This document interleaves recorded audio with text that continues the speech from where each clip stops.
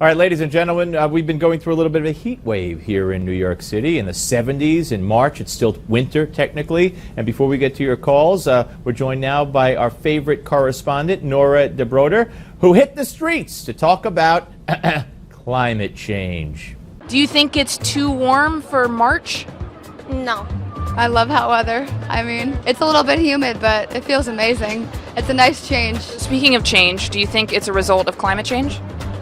No. Yeah, I definitely think so. I think it has already shifted. We haven't really had a winter in Mississippi, and so, you know, for us to come here and y'all really not be having a winter is kind of frightening. This winter, how many days we had snow a day? Not at all. I'm concerned In what way? that the government isn't doing enough to curtail global warming. What do you think is the worst that could happen? That it's going to be like a drought. We're not going to have enough water for the crops, and the farmers are not going to have such a good harvest. Should it be like this in March? I'm Kevin Kite Man. Any good day we win, I love it. It should be like this all year round. What's the worst thing that could happen? Get too hot. Too hot.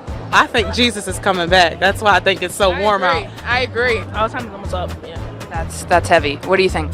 I think it's because the amount of pollution in the air. But if it means that it's 72 today, maybe you would take all that stuff. Yeah. I don't know where, Nora, you find these people. Kevin Kite Man? Yep. He was, and note when he too hot, what would that mean? He got serious all of a sudden. My kites wouldn't get up in the air. I don't know. I think between the Naked Cowboy last week and Kevin Kite Man this week, I think next week we're going to send you out and go after those naked women in Times Square. Naked cowgirls? We could come up with a name for them, but they really do exist. Yeah. You know what I thought was funny is that the guy in the middle who said we didn't have one day of snow, obviously he didn't shovel out his car. Right. Yeah. We did have snow. What I think is funny, Al Gore predicted that we're all going to drown because the seas will rise, and now everybody's afraid they're going to die of drought. I mean, get over it. Thank you, Nora. Yeah. All right, folks, let's get to our first phone call and say hello to Ron from Lake St. Louis, Missouri. Hello, Ron.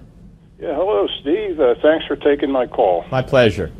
Okay, I just got a couple quick comments on Senator Ted Cruz and also Donald Trump. Sure.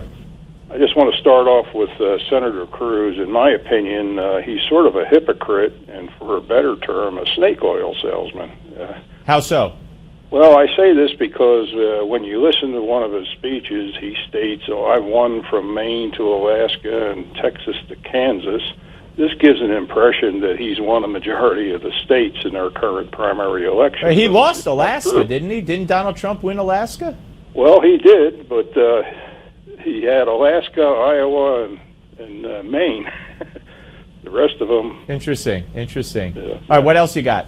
Okay, in talking about Senator Cruz, if he got elected president, I don't think he would be able to do any of the issues that he has talked about. Well, he might meet resistance, but you know what? He wouldn't capitulate to make a deal with liberals. That's the good thing. My problem with Cruz is he can't get elected. I wish he could, but I don't think he's electable. He would be the true staunch conservative who wouldn't fall for any funny business.